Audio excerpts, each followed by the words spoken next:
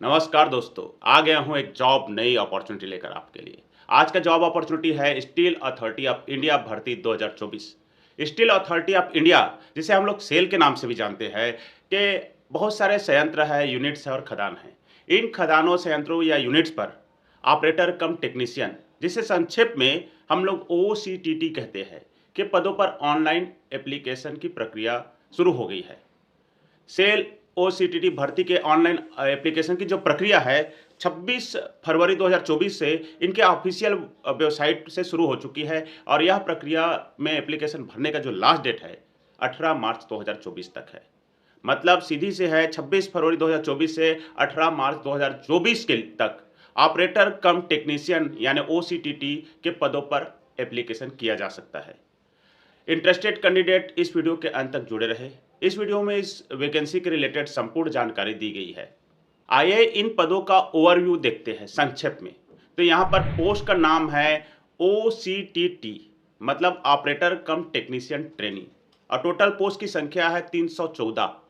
यहाँ पर जो एप्लीकेशन की प्रक्रिया होती है ऑनलाइन है। लास्ट डेट ऑफ एप्लीकेशन है 18 मार्च 2024। जॉब लोकेशन है ऑल इंडिया कहीं भी आपको पोस्टिंग दिया जा सकता है।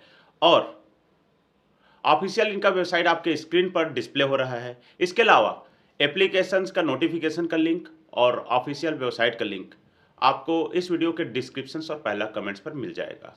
आइए जानते हैं कि ओसीटी ट्रेनी के लिए एजुकेशनल क्वालिफिकेशंस क्या रखा गया है। इसमें सबसे पहला पोस्ट है ओसीटी ट्रेनी मेटलर्जी। इसके लिए मेट्रिकुलेशन तो रखा गया है, आपको 12th तक तो चाहिए एजुकेशन। उसके अलावा मेटलर्जी इंजीनियरिंग में 3 साल का फुल टाइम डिप्लोमा चाहिए, वो भी किसी रिकॉग्नाइज्ड यूनिवर्सिटी या इंस्टीट्यूट से। इसमें दूसरा पोस्ट है ओसीटी ट्रेनी इलेक्ट्रिकल का। इसके लिए 3 years full time diploma in electricals and electronics from government recognised university या इंस्टीट्यूट्स। यहाँ पर गवर्नमेंट द्वारा रिकॉग्नाइज्ड या इंस्टीट्यूट्स या यूनिवर्सिटी से आपको 3 साल का फुल टाइम डिप्लोमा होना चाहिए, वो भी इलेक्ट्रिकल एंड इलेक्ट्रॉनिक्स में। यहाँ पर ओसीटी ट्रेनी मैकेनिकल के पोस्ट को अप्लाई करने के लिए 3 years diploma in mechanical engineering from recognised university या इंस्टीट्यूट्स। ओसीटी ट्रेनी इंस्ट्रूमेंटेशन को अप्लाई करने के लिए आपका एजुकेशन क्वालिफिकेशन मेट्रिकुलेशन के साथ 3 साल का डिप्लोमा होना चाहिए। यह डिप्लोमा आप instrumentation and electronics, instrumentation and control, instrumentation and automation engineering, ये सब विषय पे आपका डिप्लोमा होना चाहिए 3 साल का, वो भी गवर्नमेंट रिकॉग्नाइज्ड इंस्टीट्यूट या यूनिवर्सिटी से। ओसीटी ट्रेनी सिविल को अप्लाई करने के लिए मेट्रिकुलेशन के साथ 3 साल में आपका डिप्लोमा होना चाहिए सिविल इंजीनियरिंग से। और ओसीटी ट्रेनी केमिकल्स में अप्लाई करने के लिए मेट्रिकुलेशन के साथ 3 साल का full time diploma in chemical engineering from recognised university या इंस्टीट्यूट। ओसीटी ट्रेनी सिरामिक में अप्लाई करने के लिए आपको डिप्लोमा इन सिरेमिक इंजीनियरिंग चाहिए, वो भी रिकॉग्नाइज्ड यूनिवर्सिटी से। ओसीटी इलेक्ट्रॉनिक्स को अप्लाई करने के लिए आपको मेट्रिकुलेशन के साथ 3 साल का full time diploma electronics, electronics and telecommunications, electronics and communications, electronic and instrumentation engineering from any recognised university या इंस्टीट्यूट्स। आपको कंप्यूटर या आईटी में ओसीटी ट्रेनी के पोस्ट में अप्लाई करने के लिए मेट्रिकुलेशन के साथ 3 साल का फुल टाइम डिप्लोमा चाहिए कंप्यूटर साइंस में। इंफॉर्मेशन टेक्नोलॉजी में आपको डिप्लोमा चाहिए फुल 3 साल का, और वो भी किसी रिकॉग्नाइज्ड यूनिवर्सिटी या इंस्टीट्यूट से। ओसीटी ट्रेनी ड्रॉपमैन को अप्लाई करने के लिए आपको मेट्रिकुलेशन के साथ 3 साल का full time diploma civil engineering, electrical engineering या मैकेनिकल इंजीनियरिंग या architectural assistantship from any government recognised institute चाहिए। इसके अलावा 1 ईयर एक्सपीरियंस होना चाहिए ड्रॉपमैन या डिज़ाइन असिस्टेंट, कोई भी जिसमें ऑटोकेड सिस्टम के द्वारा ड्राइंग प्रिपरेशंस का आपको अनुभव हो, वो भी इंडस्ट्रियल और कमर्शियल इस्टेब्लिशमेंट द्वारा। आइए जानते हैं कि सेल रिक्रूटमेंट 2024 के महत्वपूर्ण दिनांक या डेट क्या क्या है। तो एप्लीकेशन स्टार्ट होना शुरू हुआ है 26 फरवरी 2024 को। एप्लीकेशन देने की अंतिम तिथि है 18 मार्च 2024। यहाँ पर या भी एग्ज़ाम डेट अवेलेबल नहीं है, इसको जल्दी ही डिक्लेयर किया जाएगा। और सेल रिक्रूटमेंट 2024 की एप्लीकेशन की फ़ी की बात करूँ तो यदि आप जनरल, ओबीसी, ईडब्ल्यूएस श्रेणी से आते हैं, कैटेगरी से आते हो, तो आपको 500 आपको एप्लीकेशन फ़ी देना पड़ेगा। एसटी और एससी के लिए यहाँ पर 200 रुपये का एप्लीकेशन फ़ी देना पड़ेगा। दोस्तों आइए जानते हैं सेल ओसीटी ट्रेनी का सिलेक्शन प्रोसेस कैसा है।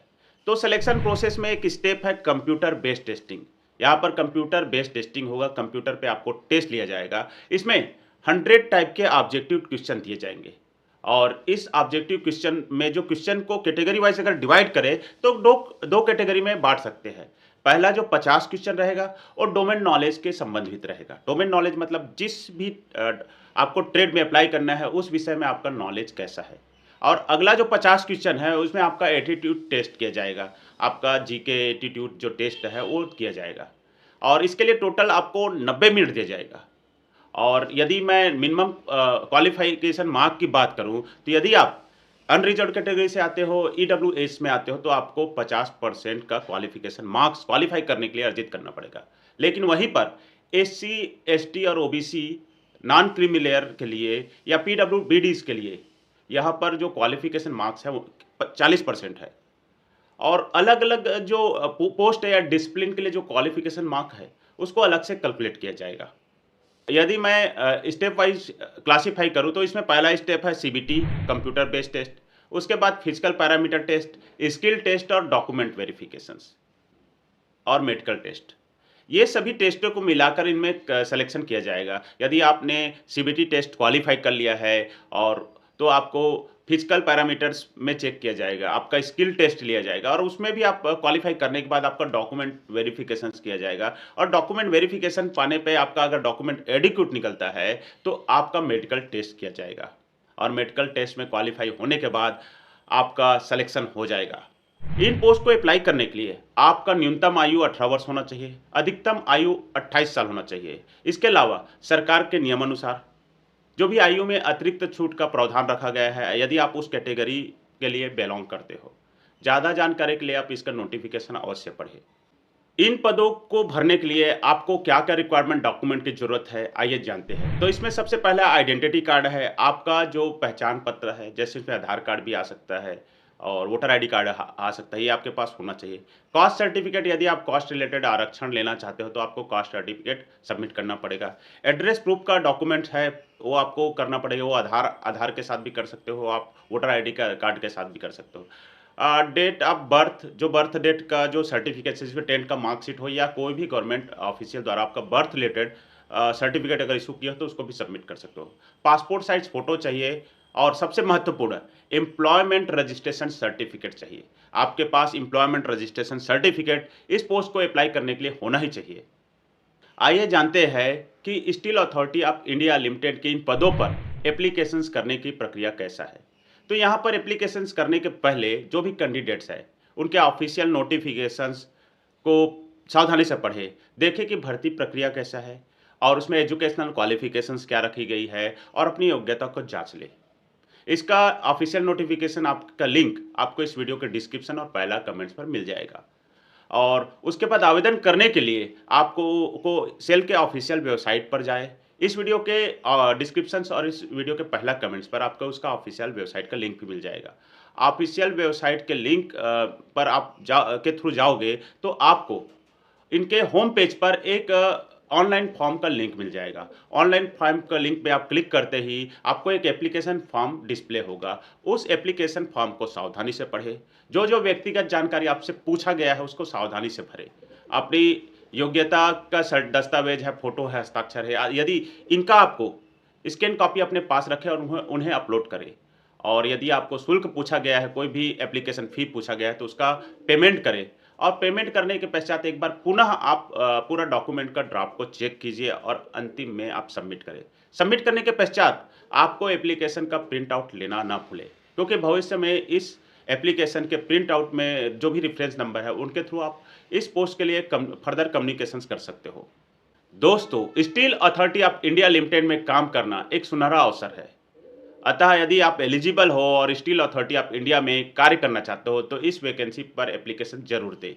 इस चैनल के माध्यम से आपको गवर्नमेंट और प्राइवेट सेक्टर से जुड़े हुए महत्वपूर्ण जॉब का नोटिफिकेशन प्राप्त होगा। इसके अलावा समय समय पर कुछ स्ट्रेटजी बताया जाएगा जो आपको उन पदों में भरने में रिक्रूटमेंट होने के लिए हेल्पफुल रहेगा। अतः चैनल को सब्सक्राइब करें। जय हिंद, जय भारत।